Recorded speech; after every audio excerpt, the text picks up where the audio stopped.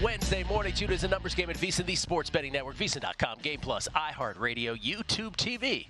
However you're taking us in, we appreciate it. It's Gil Alexander. It's Kelley Bydlon live from Bar Canada at the D. It's happening. Not much, buddy. I just don't want to wait for our lives to be over. Oh, you're talking about the music being played here at the D? Who sings this? I have no idea. Yeah, this I would not know. You probably can hear it in the background. Googling. Kelly just reciting lyrics. He'll be doing that for the next 2 hours, no matter what song is on. That's all I'm here for. He'll just do lyrics. By the way, I'm doing a Q2, just a little scheduling note here. I'm doing a Major League Baseball Q2 podcast with Mark Borchard right after the show for the Baseball Hardos. We'll get into first 5 stats. We'll get into proprietary first inning stats. For those who are into that kind of stuff, umpires and beyond, we will do it. And Mark, of course, has historical umpire odds that no one else has. So we will dive into it deep, see what is noise and what is signal with umpires as well. So beyond the normal stats that are available in terms of just overall ROI and wins and losses, who's hemorrhaging money for folks. That would be the great Paula Cole band, by the way. Paula Cole, yeah. That's right. Most well-known from the Dawson's Creek song. I wasn't a big. Was that a CW thing?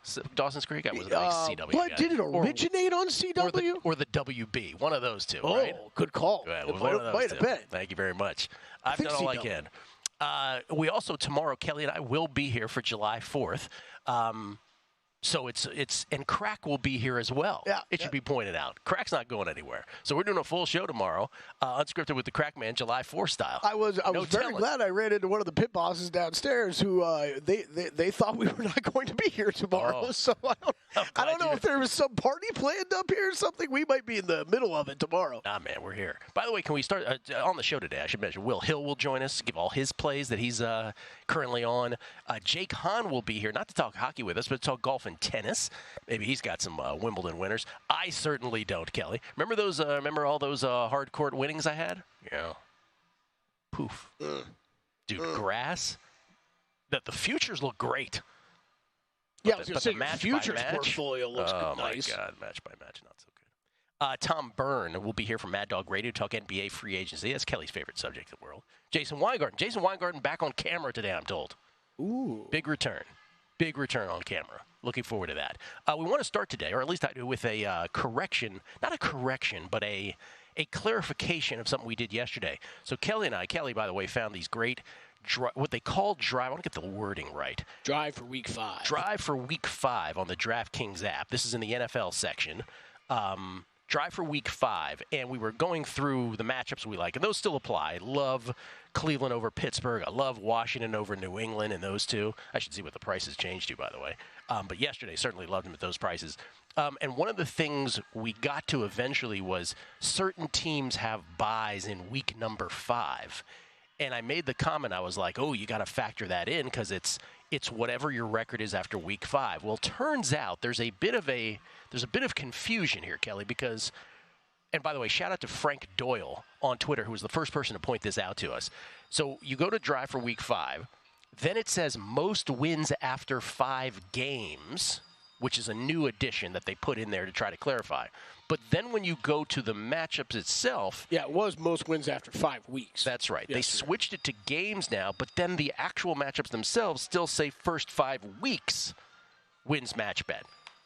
So the clarification is that it's actually games. Yes. Correct. Yeah. So there was one that involved Detroit. Detroit has a bye in Week 5. I like Detroit even with the bye. I obviously like them better in their matchup.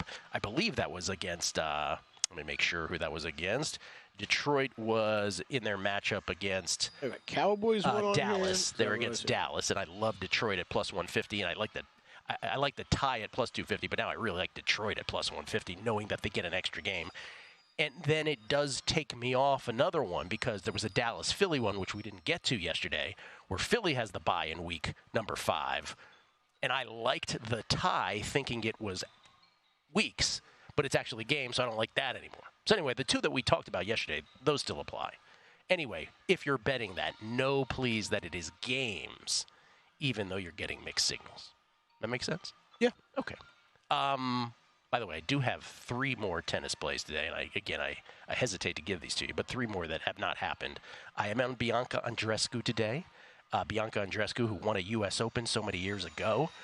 If she is on, she should get this. She's plus 104 today. The Canadian, Bianca Andreescu, who has suffered so many injuries throughout the years. She is taking on Linda Noskova. So I'm on Andreescu plus 104. She's right around that price right now. And then 2 plays in the Osaka match, just like we had last time, where we had Diane Paris. She couldn't get home as a $3 dog because she got the yips right at the end, but we did hit the over. I'm on the over again in the Osaka Navarro match today, over 22 games in Osaka Navarro, and I'm actually on Navarro as well at plus 123, looking for the upset. Those are the only tennis plays remaining today as we try to bounce back from a very wobbly Wimbledon beginning. Grass kills me, Kelley. Grass kills me. That's what they say. Yeah. Pass on grass. It's like an anti-drug PSA. I've always been fascinated by that. We have talked about it a couple times of just the shorter run up, right? It's just data. Yeah, it makes sense. You don't have all the data that you have for the hard courts and even in clay. The problem is that I clearly do not have the discipline, right, to say, wow, great hard court season, robust data, so much hard court data, so it manifests so well. Clay, I would argue, is good too, typically. But grass, like I should just bet futures in Wimbledon and go home. Or dial back, right? Dial back what you're betting, yeah. Or dial back. And by the way, whenever we talk like this, by the way, usually a bounce happens. So, you never know. Catch me in 3 days, I'll be like, see? That's awesome. Grass. Also, as soon as you dial back your betting size, that's when you start winning everything, obviously. It is amazing, though, how you can go through stretches where it's like every break point you get never comes through, and every break point the opponent gets always. You just get in those ruts. LeBron James has signed a 2-year deal with the Lakers, Kelley. The Lakers got their guy. They got their man. Yeah, 2-year, $104 million maximum contract for LeBron James, his normal kind of 2-year deal. With the player option for the second year, he will be back with the Lakers. I don't think any huge surprise there. The only question we really had was he going to take less money for them to try to bring someone else in? But that was kind of a pipe dream when they were talking about it, because the amount of money less that he would have to take to bring someone of significance in would have been a huge amount of money that I don't think LeBron James was really serious ever about taking that big. And what was the note that they're working on having Bronny with a multi-year deal? Oh, I don't know. Yeah, I didn't catch that yesterday. Too, yeah, they had their little media day or whatever yesterday to introduce the rookies. I mean, he's going to be G League for a year plus, I would think. Lakers are not a thing, correct? No. No. What's their big off-season move? Nothing, right? No, nothing. I mean, Drew. I think Drew brought this up yesterday. There is, I think, one thing we will see this season is there is going to be. I think there are some teams in the East that will be a little bit better than they were last year, and I think there are some teams in the West, as you heard me say all the time about how amazing that Western Conference was, how amazing that playoffs was going to be. Some of those, we all said it. Yeah, I mean, some of those teams I think are going to take a step back. I mean, you're looking around at Oklahoma City's had an amazing offseason, but you kind of knew that was coming with all the cap space they had. It's okay. Denver's lost KCP. There's a lot of questions going on with them right now. Minnesota hasn't added anybody, so that kind of the Western Conference overall, I think, will be a little bit weaker next year than it has been over the past couple years. We thought it was going to be the greatest Western Conference playoffs ever. It turned out to be just horrible. What a dud. Are the Warriors doing anything here? D'Anthony Melton. They can't either. I mean, the problem, Lakers and Warriors have the same problem. They have no money. They have no money to spend on anything. Kyle Anderson, 3 years, $27 million, and now looking at Buddy Hield in a trade with the Sixers. I mean, Buddy Hield would be interesting. I don't know why Philadelphia would be running to give up Buddy Hield, though, right now. I mean, Kyle Anderson, yes. Like, that's where the Lakers and Warriors are at, though. Like, they when they have no money to spend, everybody's wondering what the big move the Warriors are going to try to pull is. Like, that's all the money they've got. All they can do is go out and get a guy like Kyle Anderson. Slow-mo. So nothing to be seen here. One of the best nicknames in the NBA. Slow-mo. Slow-mo. Greatest nickname ever in sports? Mike Hargrove, the human rain delay. That is a good one. Mike Hargrove, human rain delay from the 70s. You also found, I just want to say also shout out to you again, because you found the drive for Week 5 stuff at DraftKings. You also found that now for NL and AL MVP, they have these straight matchups. Not matchups, pardon me. They have Judge against the field and Ohtani against the field. Yep. That's how unexciting these MVP races are right now, that you've got those two markets available. Ohtani in the NL is minus 230. No one is even close to his price in the NL market. The field is plus 180. And Aaron Judge is minus 270. Gunnar Henderson, the only person in single digits, I believe, for the Orioles that is in that market, in the standard MVP market. 3-1. But we've talked about this before, though, with Judge. Just, first of all, I mean, he's ridiculous if you watch him night after night. When you start quoting Bonds-esque, like when you're showing stats where, like, the last person to do this, Barry Lamar Bonds, when you start getting into that range, you're just on a different level.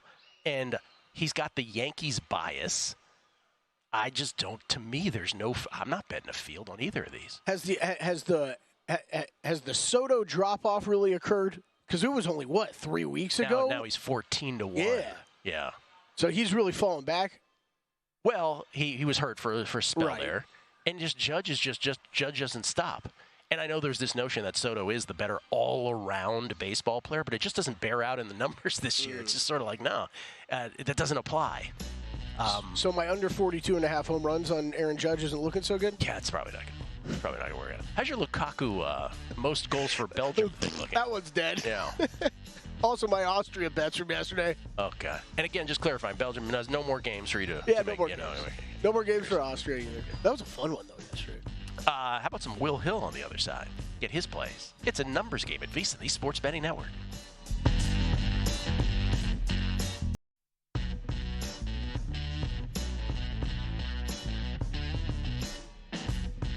A numbers game on VSiN, the Sports Betting Network. With our all-new NFL betting guide out now, there's never been a better time to become a VSiN Pro subscriber. Our all-new NFL betting guide is your secret weapon for the upcoming season with in-depth profiles of every team, advanced stats, proven betting systems, and betting trends. You'll have all the tools you need to bet this season smarter. Plus, our experts share their top bets on season win totals, futures, and props, giving you the insights you need to get ahead of the action. To get the guide, you got to be a VSiN Pro subscriber, though. For a limited time, get an annual subscription to VSiN Pro at an unbeatable price, normally $240 a year. You can subscribe now for just $199 with promo code ANG. Plus, we'll throw in an extra month for free.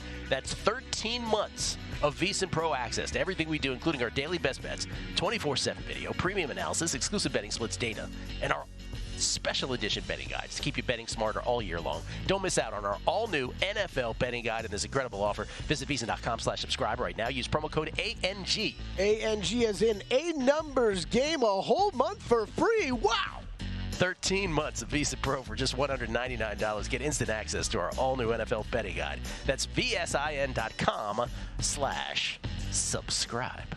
Gil Alexander, that's the voice of Kelley Bydlon, everybody. Producer number 9. So much more than a producer. You good? You good? Oh, I'm good. You back from vacation? You in full swing? Yeah, full swing. Want to talk to Will Hill, courtesy of the Progressive Guest Line? I guess. All right. Will Hill, not the Will Hill, host of the Shoulda Bet More podcast. Also part of the Bear Bets pod, Chris Felica's empire over there at Fox Sports. How you doing, man? Good. What's going on, boys? We were just talking a little NBA free agency, and oftentimes such things do not trigger any bets. But for you, Wilson Hilson, it has. Yeah, I mean, it's not up yet, which I don't know why it is. I don't know why these season win totals aren't up. You see divisions, you see a lot of other things. All these rosters are pretty much set. LeBron is coming back to the Lakers. Like, I don't know, DeMar DeRozan's not going to move a win total. These win totals be popping up. I'm going to bet the Clippers under. I'm assuming it's going to be, and I'm curious what Kelley thinks, 40, 41. I just think, look, their best player is always hurt. Their second best player is James Harden. They don't have any of their picks going forward. So at some point, you have to at least kick the tires on, hey, can we get Kawhi Leonard healthy? Then maybe trade him and recoup some of these picks that we owe. Maybe trade Harden. You have to consider everything. I know they're going into this new building and they want to sell tickets, but you can't let the new building just deteriorate your franchise here. This is a disaster. This is basically the Herschel Walker trade, the whole Paul George for all those assets. So I think it's a free roll where Kawhi could get hurt, Kawhi could get traded. If they hang anything near 40, I'm going to bet the Clippers under. Just as far as these moves and George to Philly, Bridges to the Knicks, I think the league got a lot better, a lot more interesting. We just saw the Boston Celtics Invitational, these last couple months where they didn't have to play a Game 6 or Game 7. That's not going to happen this year. You got the Knicks, you got the Sixers. Milwaukee is still okay. Maybe you can tuck yourself into Milwaukee, and then the West is pretty good. I think the league's balanced out. This is not going to be a scenario where Boston just rolls to a title again. So there's some regional rivalries too with Boston, Philly, New York. I think the league got more competitive, better. I just think it's more balanced. I'm surprised. I don't think enough is being made of Denver losing Caldwell Pope a summer after losing Jeff Green, Bruce Brown. That's a lot of talent out the door with no talent coming back in the door. And you wonder, I know Jokic is detached from all this stuff and he's wherever doing whatever, but he's 30. I mean, you're kind of punting on prime years of his career too, where look, he doesn't have 6, 7, 8 years of his prime. He's probably got, it's crazy to think, 2, 3 years of his prime. He's 30. He was in the 2014 draft. So to just let these valuable role players go out the window just because of money and not get anything back, I think is crazy. I think they could still win a title because you have Jokic, Murray, Porter, Gordon, but man, that team was a little short last year and they're cutting it even shorter. So I think the league is really balanced, really competitive. And I do think once these win totals come up, which should be any day now, I would think, I would be looking to hammer the Clippers win total under. Well, before Kelley chimes in here, though, like, okay, yeah, that's sight unseen. What number do you imagine it comes out at, and what is too low for you? It was 44.5 last year, so Georgia's got to be worth 3 or 4 wins. So I'll say 39.5, 40, something like that. I think you're going to get a 40. Really? I think you'll get 40.5. Yeah, I think you'll be able to get one of those. And nobody's posted these yet, Kelley? Now, if I remember right, last year they came out right during Summer League. So, like you're talking about, we're maybe a week or two till they get up. Remember how late they used to come out? Like, we would have to go a whole summer before I'm kind of laughing at Will being like, when are these going to be posted? Now we're in such a new world where they come out almost immediately. Yeah. Well, they're in a hurry to take your money. The NBA draft is not even finished, and they're putting up Rookie of the Year bets. They're in plenty of hurry. They'll take your money whenever and tie it up for this long. But look, divisions are up for NBA, like all the other stuff, and divisions are. I mean, that's pretty closely correlated with the win. So I would figure it'd be soon. Anything else for you to add on the clip? There are, the division stuff's a little interesting to me. I wasn't planning on going down this road, but whatever happened to the Rockets? I thought they were going to follow up with a big move in the Suns, and the Rockets I've been staring at a 13-1 on them in the division. I mean, yes, the Mavericks are there, yes, the Grizzlies are there, yes, the Pelicans are there, but if they actually pull off one of these trades still, I don't know. There's still a bunch up in the air. I think there would be some teams I might be interested in jumping in on win totals with you, Will. But there's still a few I understand why they might be waiting on. What about that horrible human Ishbia just running it back with the same stuff at Phoenix like that? How do they expect that to work? I mean, I think that's kind of to Will's point a little bit with the Clippers too. Clippers and Nuggets. It's just what are these teams? I don't understand what these teams are doing that we thought were maybe a threat over the past year or 2 years ago. All right, not hypothetical. This actual now. Will made an NFL MVP bet. What was that? Jared Goff is still out there, 35-1. I was doing these shows with Dave Ross this weekend. We were talking like, man, he's 40-1. That doesn't make a lot of sense. Now, I've made this point. I don't think you get great numbers anymore. The days of Mahomes and Lamar Jackson at 70-80-1, their first year starting, those days are over. They just don't hang long numbers anymore. But to me, for all of the awards that are ambiguous, NFL MVP is not. It's a quarterback, and it's a quarterback of a 1 or 2 seed. The Lions are lined as like an 11-win team. At DraftKings, the over 10.5 is -135. I just think that's too long. If you're looking at these other guys in the mix, all single digits, Burrow's 10-1, Josh Allen's +850. I mean, if the Lions win 12 games, let's say 12 games, maybe 13, somewhere in that range, Goff should not be 35-1. And there's a 35-1 out there. It's 30 at DraftKings. I just think of all the MVP bets, and people like to bet that market and talk about that market as content. I think Goff is clearly the best bet. I think that's a good team. He plays indoors, so his numbers aren't going to be compromised by bad weather. He's got a Chicago game here or there, or a Lambeau game here or there. But for the most part, good weapons around him, good offense. I just think 35-1 is too long. I think you're right. I think the number's too long. Has anybody ever won an MVP, a season-long MVP, without changing his expression for the entire year? I would ask that. And then this Goff MVP thing seems almost very popular at this point, doesn't it? Like, we've heard multiple people say that. Matt Brown is on it as well. Oh, I haven't heard it. Yeah. Once somebody thinks of it, or somebody, I mean, look, it's the middle of the summer. We're all looking for content. Yeah.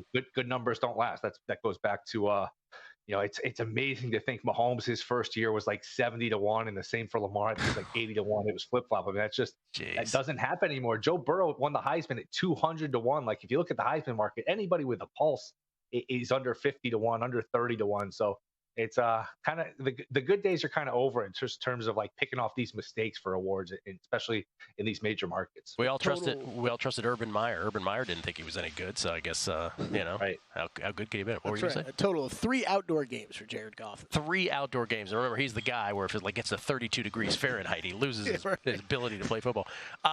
Tell me why there's no day baseball games today. It's a Wednesday. I get July 4th is tomorrow, but we can't do this 2 days in a row. What is this? I was just going to say the same thing. Somebody should run for president just based off of the format that, hey, I'm going to make day baseball all year round, and they would get a decent chunk of the vote. They would certainly get my vote. It's just ridiculous. It's the day before the 4th of July. People are off. It's the middle of summer. Now, how would they feel to it? The reason the NFL is so popular, part of the reason the NFL is so popular, they flood their airwaves with their sport. Their sport is always on Thursday and Monday, and it's on during the day. It's not on these ridiculous times. Let people watch your sport. It's crazy. What'd you land on today? I did take under 7.5 in Cubs Phillies, and I can't understand it. And it's starting to get away from you. You can still get Baltimore at plus money to win the division. Baltimore is just a better team than the Yankees right now. Outside of Judge and Soto and what Judge is doing, is just absolutely insane. But outside of that, Verdugo slumping, Volpe slumping, Stanton's hurt. It's a really rough lineup where they don't get anything out of the rest of those guys. And the starting pitching is really starting to regress. Cole was a little better on Sunday, but these Rodons, Stromans, Heel, their regression was imminent, and their regression is hitting, and it's hitting hard. I also took plus 1.5 with the Reds today. Get the road team, you get the 9 at bats. Maybe the Yankees are up a run after 8.5, and you cash it that way. But Rodon hasn't been good lately. So to me, Reds plus 1.5, and Baltimore still plus 110 at DraftKings to win the division. I think the wrong team's favored there. Yeah, here are some of the teams that had better records than the Yankees in the month of June. Reds, Rays, you gotta go. Pirates, Angels, Cardinals, Diamondbacks. It's really unbelievable what a turnaround to the bad this season has been for the Yankees. And by the way, last thing, in the previous segment we talked about how DraftKings has now Ohtani versus the field and Judge versus the field. You would not bet the field at this point, would you, on either of those? If there would be one, it would be in the NL, just because who knows, Ohtani's a DH, but I think those are properly priced, to be honest. I do too. Will, thank you. Enjoy your 4th of July, sir. All right. And your 3rd of July, since you have no baseball. Sorry for the fake bets. I apologize. the hypothetical Clippers bet. We'll allow it. We'll allow it this one time. Jake Hahn is coming up. We got some golf. We got some tennis from him next. Numbers Game. VSiN, the Sports Betting Network.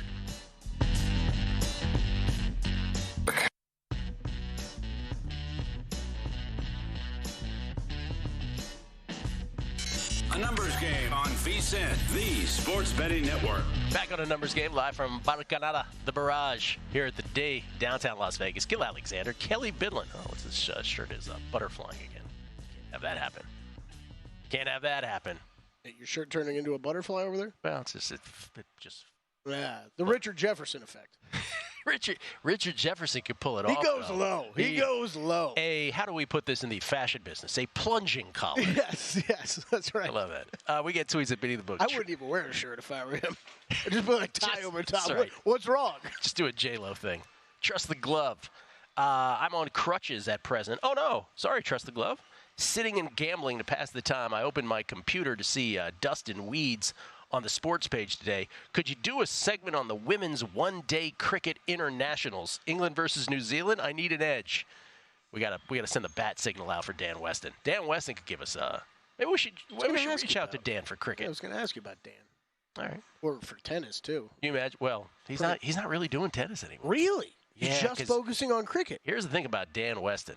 Dan, who was always on our show talking tennis, and I will just say is my biggest tennis handicapping inspiration ever. Like just the greatest. It was on Betfair, Pinnacle, everything. He became a massively sought after cricket analytics guy. And so he actually works for teams. So good for Dan. Yeah. So I don't even know if he would be able to come on and give cricket opinions. And to answer the tweet, we're still Gil and I are still trying to figure out how to read the scores. So yeah, we don't even know that much. Michael Burns, hope you don't try to cut Crack's segment short tomorrow. You might have to mute his mic. Crack on the final day of democracy, ladies and gentlemen, tomorrow.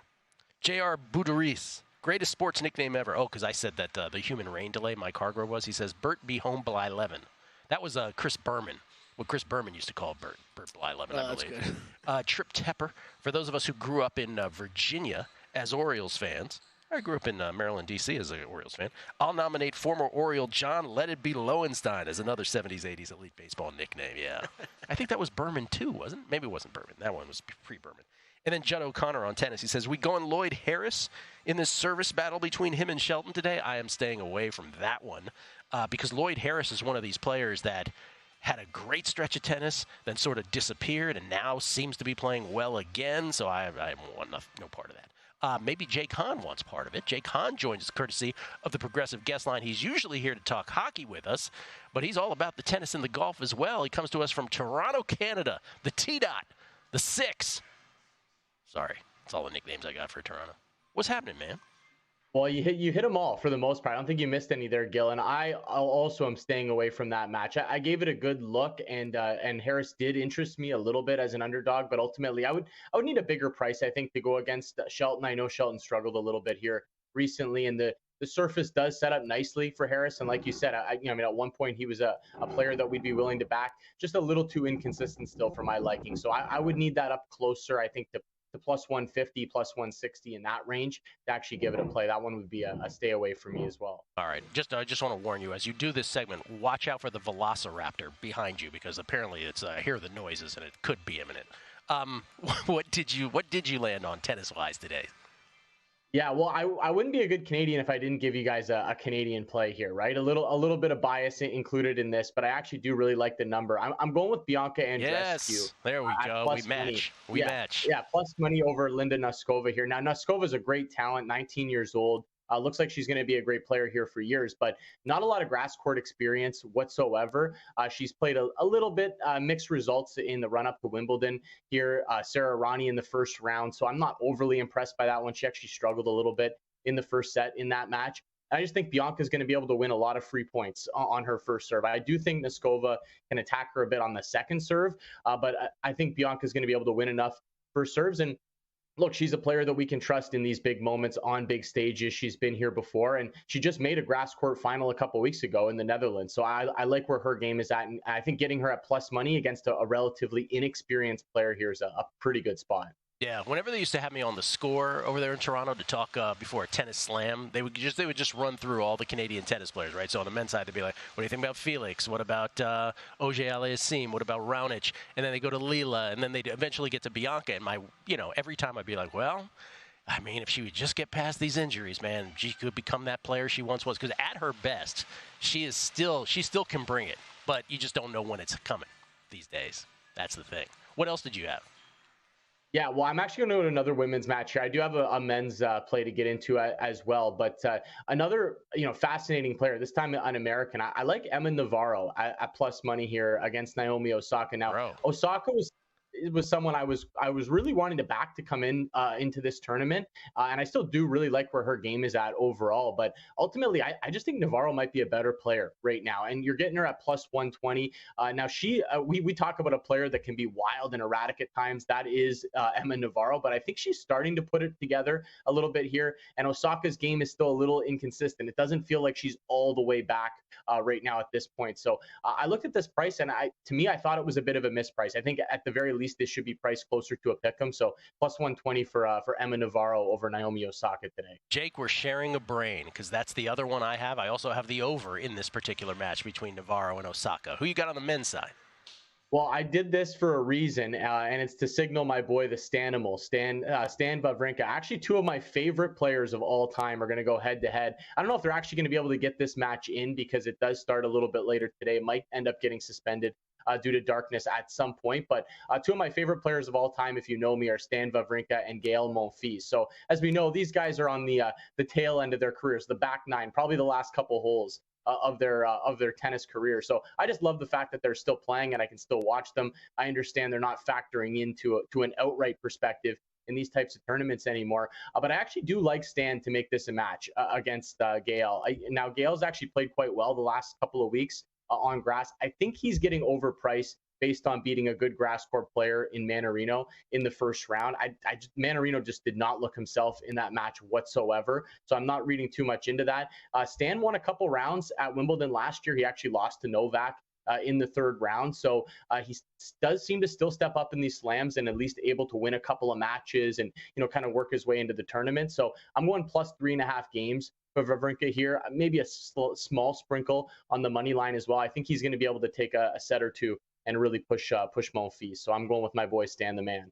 Kelley, here's a trivia question for you. Who is the only player on the men's tour that won not only one slam during the Federer, Nadal, Djokovic domination years, and throw Andy Murray in there as well? Who's the only player that won more than one slam during that period? And I saw at the Delray Beach Open, Stan Wawrinka. Stan Wawrinka, Aussie in 2014, French in 2015, and the U.S. Open in 2016. Stan Wawrinka, great thick hair, also known for that on the tour. John Deere Classic. By the way, Gael Monfils, also just one of the more exciting tennis players through the years as well. John Deere Classic, where did you land here as we approach the Open Championship later this month?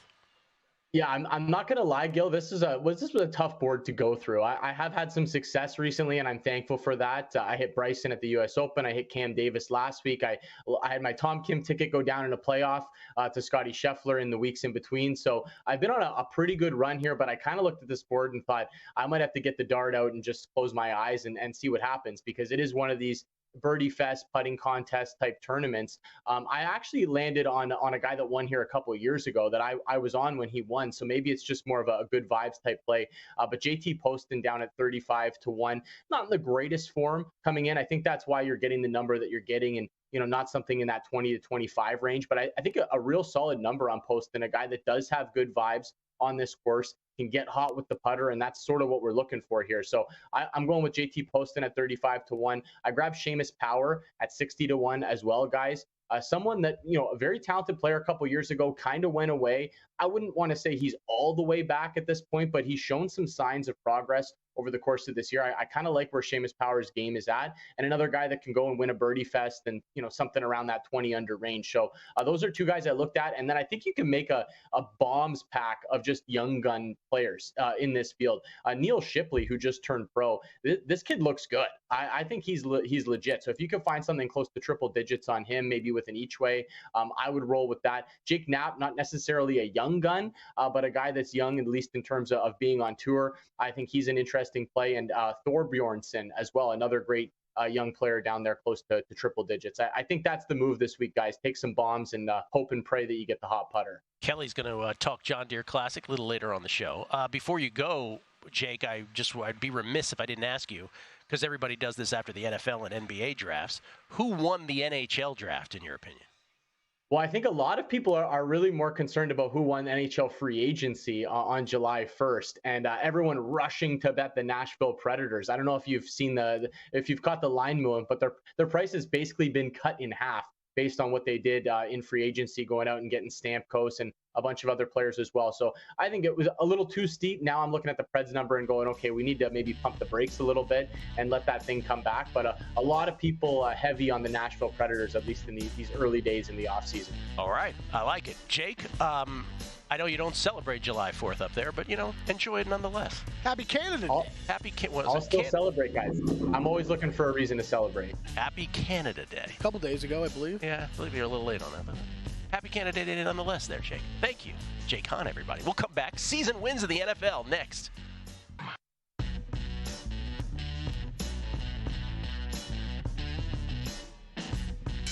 A numbers game on VSiN, the sports betting network. Make this NFL season your best ever with our all-new VSiN NFL betting guide. The guide's packed with everything you need to bet the NFL smarter, including in-depth previews of all 32 teams with win total projections for every team, new quarterback and head coach breakdowns, Super Bowl predictions, a prop betting guide, plus best futures bets from the VSiN experts, including MVP, Rookie of the Year, and a Coach of the Year column as well. Whether you're seasoned better or just getting started, our NFL betting guides, your ticket to smarter, more informed bets. Visit VSiN.com/guide to get your copy of our all-new NFL betting guide today. That's VSIN.com/guide. We get tweets. I just want to read this one from Jordan West. Jeremiah Westgate, who says, "Gil, far be it from me to defend MLB's lack of day games, but I think tonight a lot of teams have scheduled a fireworks display after games to celebrate the 4th." So on July 3rd, they're going nighttime to have fireworks. Whereas tomorrow, they already, on every July 4th, day games throughout, like all-day baseball. There are also some night games tomorrow. I partially accept that answer, but not fully. I'm trying to remember years past. Because on July 4th... Like, they're not doing fireworks during the day games tomorrow, right? Right. So July 4th, you're allowed to have day and night games. Why can't you do it on July 3rd? Just flip it then. Right? Yeah. So I hear you, Jeremiah Westgate, but if that is your real name. But I'm just saying. That's your real name. If that is your real name. I guess that makes sense. Every one of them has a fireworks display. Come on, Major League Baseball. You always have day games But isn't this the biggest problem? Whenever we complain about scheduling stuff, it's just why do they all need to be That's there, correct. Right? Why do they all? Just have a few. I'm telling you, man. It's, good thing baseball doesn't need to bring in new fans. They're already set. They're good. They don't need to worry about that. They're good. We've got all the fans we need. That's what Rob Manfred is saying right now in his office. If you could see me once a week being like, all right, I know I have access to this one game. I want to watch it. I'm like jumping back from app to app to I'm like, oh, Apple? No. ESPN Plus? No. Geez. TBS? I No. literally would not be surprised if Rob Manfred is calling the sportsbook that have monthly markets up for most wins per month and saying, you got to take those down. There's too much interest. We've got too many fans. Too much interest. Just wouldn't be surprised at all. We're not able to get all the campers out That's to right. the game today. NFL season wins, of course, is a thing. Yesterday, we were talking about the drive for 5, which turns out to be 5 games, and how much I loved a couple of them. Kelley liked a few of them as well. That's at DraftKings. And, of course, then it begs the question, what about season wins in general? I mentioned that I bet Pittsburgh, when the schedule first came out, bet them under at 8.5. Yesterday, I bet the alternate season win total under at 7.5 plus 155 right here at the D, which is a circus shop. Have you made any season wins? Yeah, I got a few. And I guess a couple since. I don't want to say when I think I made them before I went on vacation. Whenever the alt win totals opened up here at Circa. Yeah. 3 options at Circa, 5 at DraftKings. Yeah. So I've got a few in pocket right now, and they are all 3 unders. I guess I'm just realizing that right now. I like it. Betting against human achievement is a good thing. That's right. Look, Steelers I made early. I didn't make early enough though, because I if you have 8.5, you probably have a better odds than I have. I'm laying minus 145 on that. I think by the time I made that, it was a flat 8 in most places. I don't know how you feel about that. It's always price dependent, but man, I would rather play the 8.5, go under, lay a little bit more juice on it. And then the 2 alts that I played. I will say a slight pheasant tail here, because the Giants one was kind of one I had circled already, but I know he bet it. After he bet it, I was like, all right, let me get in on this before this number really moves. So under 5.5 on the Giants at plus 220. That is the alt low under on the Giants. And that one for me, Gil, is just goes back to a lot of what we talked about yesterday of just how I see the rest of the NFC East. And I think the Eagles are going to be a good team. I know we differ a little bit on that. However, the way I think you broke it down yesterday was well said. I think Eagles are going to be great. I think the Cowboys are still going to be up there. Are they going to be as good as what we've seen? I don't know. There's still a lot of questions circling around that team right now. There might be some in-house fighting going on throughout the season. It wouldn't surprise me at all, but they're still too talented to be bad in that division. And then I think Jaden Daniels is going to make an instant impact on the Commanders, and the Commanders are not going to be that bad of a team. Let us go. So that leaves one team left in the division that is gonna likely have a bad season if you think the way that I think. So if I'm higher on all 3 of those other teams and under 5.5, over 2-1. Was worth a play for me. And then it's kind of similar thinking with that Bears under, right? Except I'm doing the opposite. I didn't go on the alt low on the Bears under. I went on the alt high and played it under. So that is under 9.5 wins. Oh, look what you did. For the Bears there. But that's same thing with the rest of the NFC North. We talked a little bit about this yesterday. I don't know if I'm convinced the Packers are going to take that next big step that I feel like a lot of people are convinced of, but I think they're going to be good. I don't think they're going to be any worse than they were last year. I think the Lions are still a top 3-4 team in the NFC at minimum. So you got those 2 teams at the top. And then my Vikings, Gil, that I've been on for like 5 straight years. I don't have a division bet on them this year. but I don't think they're going to – I don't see that big of a difference between the Vikings and the Bears from a talent standpoint, and yet there's a two-win difference in just the regular win total market at 8.5 for the Bears, 6.5 for the Vikings. I think the Bears and Vikings are going to be kind of fighting for that bottom spot. I wouldn't be surprised at all if the Vikings finish third in that division. So, yes, I'm giving myself one more out as far as a win goes. I'm going under 9.5 on them. But it's, I'm counting it up earlier. It looks like a 6-7 win schedule to me for the Bears. So, I'll take a little extra cushion and go under 9.5, but I really like that bet. That was the one that I put in the betting guide. I wrote about it a little bit more. You went super conservative on the Steelers and the Bears. Like that you stayed there and laid the juice as opposed to, like, taking a shot. Well, the one I'll say is the Steelers, like you yesterday, I don't know that I'm done adding to. Yeah. Like that one I made before we had access to the all-win total. Here's what I would like to say. You have 3 unders here, and again, I've talked about this on this show from its inception and podcasts before that, which is the notion of betting against human achievement, which comes from the old Chief Justice Earl Warren, the 1960s Chief Justice, who was asked on a train between D.C. and New York by a young attorney when he saw that the Chief Justice went to the sports page directly. And he said, "Mr. Chief Justice, I couldn't help but notice that you went to the sports page. A man of your stature, status didn't go to the news." And he said, he put his glasses down. He said, "I like to read about human achievement before I read about human sorrow." So these under bets are a bet against human achievement, and you are. What a great background story! So as often as you've said that line, I've never heard you give the background. Oh yeah, Chief Justice Earl Warren. So this is a good thing to take. Most bettors, if you're new to betting or newish, our brains are wired for optimism, right? Overs in games, overs in season win totals. It's good to be an under sort of guy. It's good to have that. Now, that's not to say overs don't happen. Of course they do. But you're good to have that instinct. And by the way, I look at some of these bottom feeders in the NFL. It's like New England. Their season win total is 4.5, Kelly. It's 4.5. So all I want to do is bet under on them, those two. That's all I'm saying, because I'm looking at this schedule. It's I'm like, brutal. How are they getting 5 wins? Bro, I would even say it's better taking, like, I could even make a case that there's more of a case to bet them 0-17 than there is to bet them the over. That's how. Yeah. So the under on the Patriots, to me, I haven't made it yet, seems like a play. And then, so Gil, real quick, I was waiting for that number to come out, right? What was the Patriots win total going to be? Because I think if it was 5.5, 6ish, that range, it would definitely be a bet in my account already. When it opened 4.5, I was like, okay, that's really low.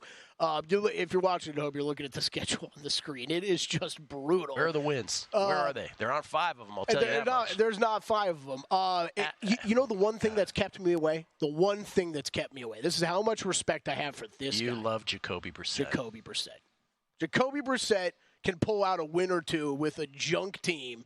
Give him a weather game where it gets ugly. I trust and like Jacoby Brissett to pull out a win or two. Skin's great, Jacoby Brissett. Yep. I mean, now having said that, though, if I hear Drake May's getting the starting job week 1, I'm in. Well, it's a question of not if, but when. So correct. Well, week 1 would require Drake May to dramatically outperform Jacoby Brissett. But week 4, week 5, week 6, all possibilities. Maybe they decide to sit him longer. I don't know, but here's your Patriots schedule. I'm just laughing at we always look for the spot. Like, where's the spot? There's no spot. There is no spot. Like, even if you give them certain games, you're like, okay, let's say they go at Titans and they win. Let's say they win 2 in a row in the middle. They're at Titans, at Bears. Find me 3 more. Like, I just don't see them. Cardinals, but then we're talking Cardinals. 3 road games. Find me 2 more. Chargers. Bro, come on. I'm just saying, the under, even at 4.5, which is, by the way, the under's plus 135. That's the point, right? You're not laying juice. You're a dog. I like that. I'm looking at the Broncos and the Panthers also. Like, the Broncos might be an under all. How are they getting 5? How are they? We'll get into all of these. Worst record, last team to, last winless team, which we hit on last year with the Panthers. We're coming back. This is VSiN, the Sports Betting Network. We are a network of sports